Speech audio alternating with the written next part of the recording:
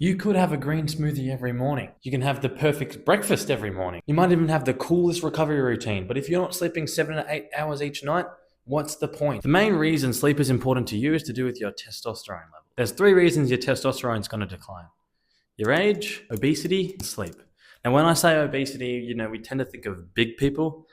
Let's just say how much fat you have. Now, unless you're that Brian Johnson guy who's like reversing his age or whatever, there's not much we can do about it. How fat we are and how much we sleep, we can control. Now, this isn't me just saying, oh, be less fat and sleep more. Well, it kind of is. And FYI, obesity increases the chances of you having sleep apnea, where you can't breathe and you die in the middle of your night, and your girlfriend wakes up and she looks at your lifeless body, or your wife, or your boyfriend, or maybe even a ladyboy, whatever you choose. The main point is, if you sleep deprive someone who's a bit fat, they're going to lose more muscle mass than they are going to lose fat. It's also confirmed that in women, poor sleep quality can disrupt menstrual cycles, ovulation, and fertility, which increases the risk of PCOS and subfertility. So over the past month, I've been researching on what we can do to fix your sleep.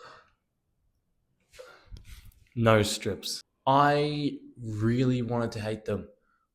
I wanted to come on here and be like, this is the biggest piece of shit, waste of your money, waste of your time. After a couple of weeks of wearing them, I thought to myself, shit, I like them. I do. But mouth taping is definitely not for me, but these, I'll continue to wear them. Let's talk about something that actually has changed my life. An eye mask. Yes, typically worn by rich mums in movies, but from a price perspective, this one is ridiculously expensive, but worth it.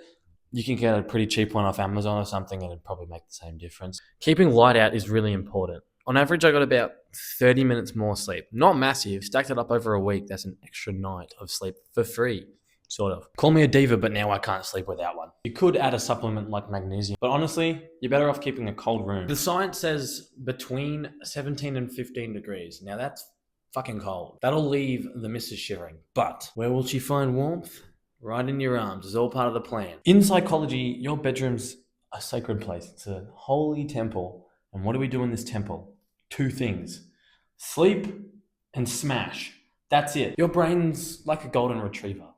Cute, loyal, but kind of dumb. It learns of habit. When you're in bed firing off emails and watching documentaries on lizard people, and when it's finally time to go to sleep, your brain's like, now you want peace and quiet? So here's the rule. If you're in bed and you're not asleep or humping, go spiral on the couch like a respectable adult. These aren't secrets. These are all stuff you can do. So now you've got your nose strip and your eye mask and your room's cold.